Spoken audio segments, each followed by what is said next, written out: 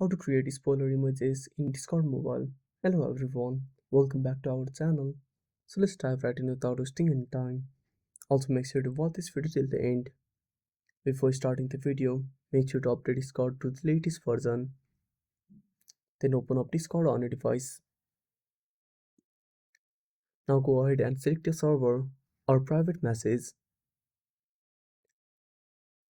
Now open up any of the text channels. Then simply tap on the message box.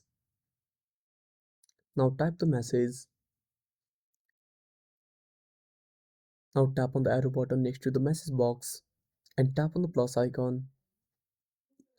Now select the photo you want to send. Now simply scroll down and tap on the photo. Now select mark as spoiler.